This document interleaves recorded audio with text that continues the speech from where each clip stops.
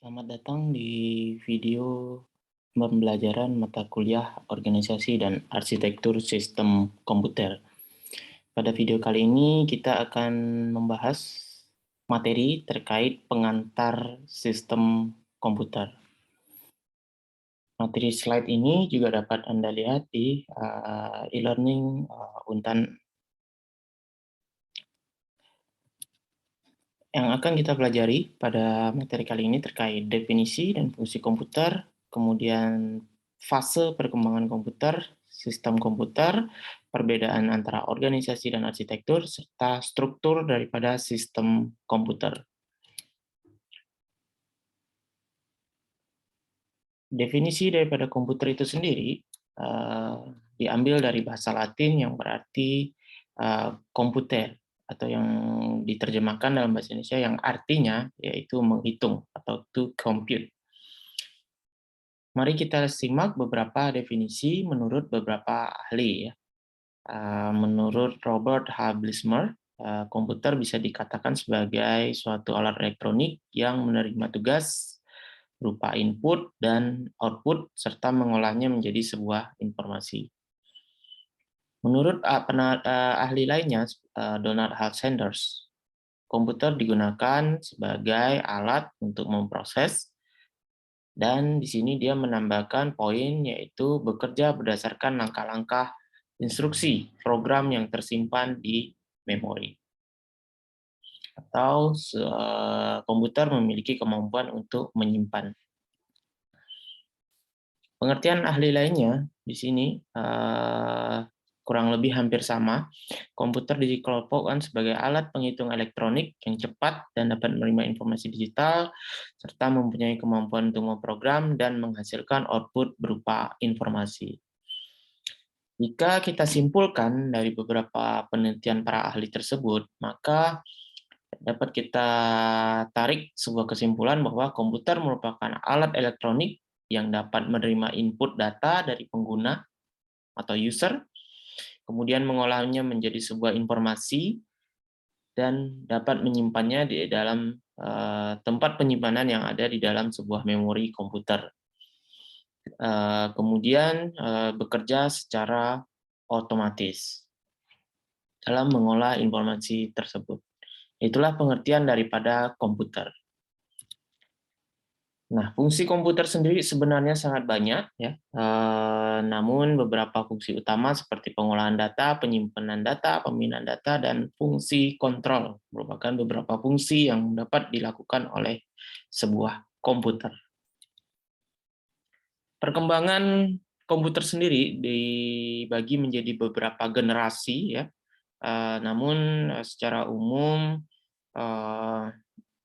sampai dengan saat ini generasinya sudah sangat banyak, ya, tidak ada proses pengelompokan lagi. Nah, di generasi pertama itu komputer masih memiliki dimensi atau ukuran yang sangat besar, namun kemampuan komputasinya masih sangat kecil, ya. Seperti terlihat pada gambar, ini ada contoh bentuk daripada sebuah komputer, ya, yang dikenal komputer pertama itu adalah ENIAC, di mana fungsi komputer ini masih sangat sederhana untuk memecahkan sandi yang dibuat oleh negara-negara yang saat itu terlibat dalam perang dunia. Nah, generasi kedua, ya, masuk ke generasi kedua itu bentuknya masih sangat besar, ya. Nah, namun dengan komputasi yang sudah sedikit bertambah dengan beberapa fungsi yang sudah ditambahkan di dalamnya. Nah, di generasi ketiga ini yang mulai dikenal dengan ada beberapa alat atau tools tambahan seperti mouse dan keyboard dalam memudahkan pengoperasiannya. Selain itu, dikenal komputer juga sudah dilengkapi dengan yang namanya sistem operasi untuk melakukan fungsi-fungsi lain, ya, selain melakukan fungsi yang sebelumnya. Nah, di generasi ketiga ini juga sudah mengenal teknologi pewarnaan pada gambar, ya.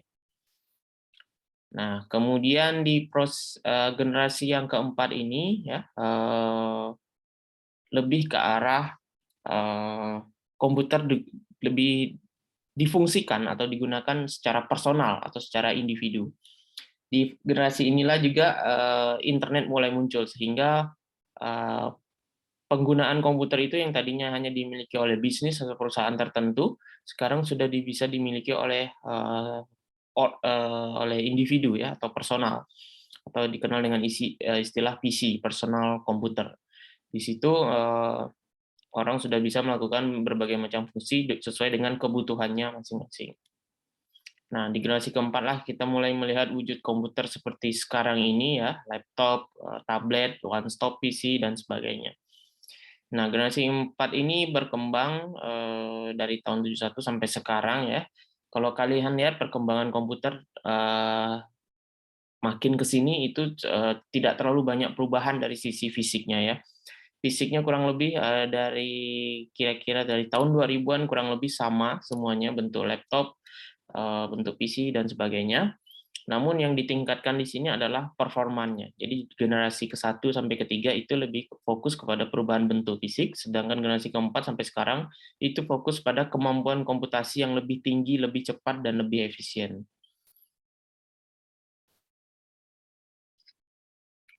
Oke, generasi kelima atau bisa kita sebut sebagai generasi masa depan ya. Komputer generasi masa depan ini sudah banyak bersinggungan dengan istilah-istilah baru ya, atau yang mungkin mulai saat ini mulai sering kita dengar ya, seperti artificial intelligence ya, kecerdasan buatan, machine learning, big data, kemudian face recognition, IoT, Internet of Things, dan sebagainya. Atau yang lagi marak atau booming sekarang ini ada istilah yang namanya blockchain ya, atau rantai blok, di mana itu merupakan sebuah infrastruktur ya, atau platform, bisa mungkin lebih tepatnya itu sebagai backbone ya, backbone teknologi dari berbagai penerapan implementasi teknologi di layer yang paling atas ya, atau di level pengguna. Jadi backbone-nya itu merupakan blockchain. Jadi blockchain sendiri sederhananya merupakan mekanisme atau teknik atau teknologi dalam bagaimana sebuah data disimpan ya. Jadi mungkin lebih fokusnya kepada keamanan sebuah data, bagaimana data itu disimpan. Pemanfaatannya sendiri dari blockchain ini mungkin yang lebih lagi hype atau lagi tren di sekarang ini adalah untuk cryptocurrency atau mata uang digital, kemudian aset digital atau yang kita kenal dengan NFT, non fungible token, dengan cakupan yang lebih luasnya, atau kita bisa kenal dengan istilah yang sekarang menjadi jargon di mana-mana, yaitu metaverse. Nah, inilah mungkin gambaran generasi masa depannya. Semua ekosistem atau semua tindakan kita itu berada dalam ruang lingkup virtual atau digital. Oke, terkait komputer itu sendiri, kita nantinya akan mempelajari tentang organisasi dan arsitektur. Secara singkat, perbedaannya mungkin organisasi itu kaitannya dengan hal-hal yang bersifat hardware, sedangkan arsitektur itu bersifat tentang sesuatu yang sifatnya software atau perangkat lunaknya. Nah, ketika kita ngomong komputer, ya kita tidak akan terlepas dari yang namanya berbicara tentang kait dengan sistem komputer. Nah, sistem komputer sendiri adalah kumpulan dari komponen-komponen yang tersusun untuk melaksanakan suatu tujuan tertentu. Ketika kita ngomong sistem, berarti kita berbicara komputer secara keseluruhannya ketika dia melakukan sebuah kerja atau sebuah fungsi daripada sistem komputer tersebut. Nah, komponen dari sistem komputer tentu ada hardware dan software ya. Tadi sudah disinggung juga itu kaitannya dengan organisasi dan arsitektur komputer itu sendiri. Nah, jadi mungkin sampai sebelum ini kita akan fokus membahas tentang organisasi sistem komputernya atau dari sisi hardware-nya, bagaimana hardware-hardware ini bekerja dan berkomunikasi satu sama lainnya.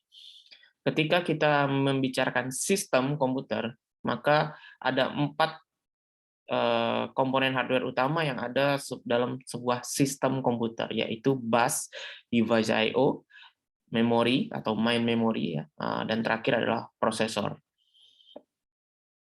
Nah, keempat inilah yang nantinya mempunyai peran atau fungsi masing-masing dalam memproses setiap input, kemudian mengolahnya dan menghasilkan output. Nah, ya ini adalah contoh gambaran hardware daripada sebuah komputer. Ini adalah sebuah PC ketika dibuka ya. Kalian bisa praktek, mungkin kalau bisa dilihat ada PC yang memang sudah tidak terpakai atau rusak itu. Nah, kalian bisa lihat beberapa komponen-komponennya di sini ya. Sangat banyak, tapi sebenarnya kalau kalian kelompokkan itu menjadi 4 macam saja ya. Tadi sistem bus, device I/O, kemudian CPU dan memori. Jadi mungkin kalian ada tahu ada mouse, keyboard, laptop, monitor, graphic card, sound card dan sebagainya itu bisa dikelompokkan sebagai device I/O. Jadi meskipun komputer itu banyak komponen hardware-nya yang terlihat ya, tapi sebenarnya itu bisa dikelompokkan menjadi 4 kategori utama. Nah, ini rincian secara detail lagi. Kalau ini biasa disebut sebagai motherboard ya, papan sirkuit utama dari sebuah komputer. Nah, jadi kita bisa bilang yang namanya CPU atau prosesor itu sebagai orang otak dari proses komputernya, kemudian device I/O itu sebagai yang bertugas menerima masukan dan keluaran, sistem bus itu yang berfungsi sebagai menjalankan sebagai tempat lewatnya atau jalurnya, dan memori sebagai tempat penyimpanannya. Oke, nah kalau kita gambarkan tadi bentuk komputer itu dalam bentuk bagan sebuah gambar, kira-kira bentuknya bisa dilihat seperti ini. Nah, mungkin ini saya kasih penanda ya. Nah, yang saya centang pertama ini bisa dikelompokkan sebagai prosesor atau CPU ya. Nah, jadi kita lihat ini kita lihat kelompokkan mana 4 komponen utama itu, kemudian ada sistem bus. Nah, sebagaimana fungsinya sistem bus itu jalur penghubung. Jadi yang ini merupakan contoh daripada sistem bus ya. Blok arah panah, bentuk-bentuk arah panah ini bisa dikelompokkan sebagai sistem bus. Kemudian ada juga yang namanya memori tadi itu ya. Nah, memori di sini ya letaknya. Ada memori, ada hard disk ya. Nah, jadi ada memori sendiri, ada berbagai macam bentuknya ya yang bisa kalian lihat. Kemudian ada juga yang terakhir yaitu device I/O. Nah, kalau dilihat dari sini semua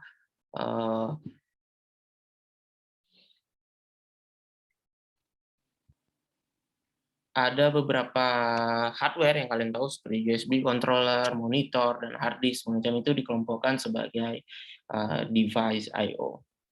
Nah, bagaimana ketika sebuah proses diterima atau diberikan kepada komputer, alurnya kira-kira seperti ini. Ketika keyboard atau sebuah mouse mendapatkan request, ya, kemudian akan dialirkan melalui sistem bus menuju yang namanya I/O bridge. Ya, I/O bridge inilah yang bertugas mengelola jalan alurnya data.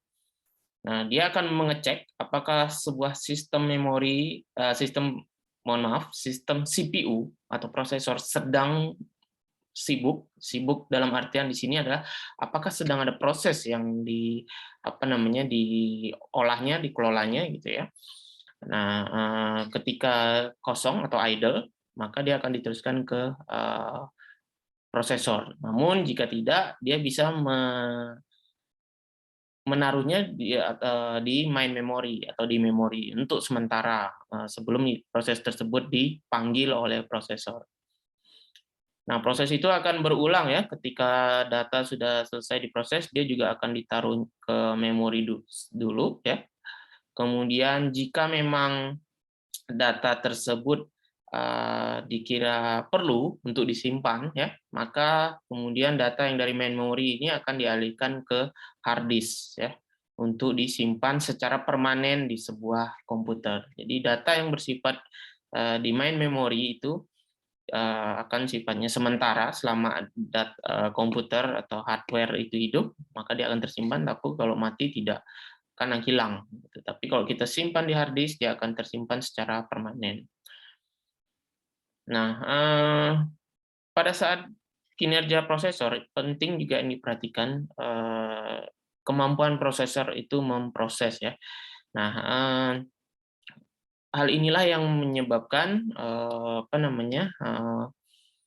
kalau dalam kita memilih komputer, ya, atau spesifikasi sebuah komputer, ada berbagai macam jenis prosesor yang ditawarkan, dari yang dual core dan segala macamnya itu adalah kemampuan daripada si prosesor bekerja. Ada yang quad core segala macam. Core-nya di sini adalah maksudnya ketika dia ada banyak, berarti kemampuan yang mampu diprosesnya dalam sebuah request yang diterima itu sangat banyak, ya. Jadi ketika misalnya dia contoh komputer yang memiliki prosesor quad core atau 4 core, ya. Jadi ketika ada satu request diproses, misalnya ada 5 request diterima, ya. Nah, ketika satu belum selesai selesai memproses input, maka dia bisa mengalihkan ke core yang lainnya itu. Begitu juga ketika core lainnya sedang sibuk, dia akan terus mencari core yang sedang proses yang sedang idle, ya. Nah, semakin besar core sebuah prosesor, maka semakin cepat pula dia memprosesnya, gitu, ya. Nah, oke, itu mungkin sedikit gambaran tentang pengantar atau pendahuluan daripada sistem komputer. Materi berikutnya akan menjelaskan bagaimana secara setiap hardware, ada 4 tadi, ya, dalam hardware dalam sistem komputer itu bekerja, gitu. Nah, itu yang akan kita bahas pada materi-materi selanjutnya. Demikian materi untuk pengantar sistem komputer kali ini. Terima kasih.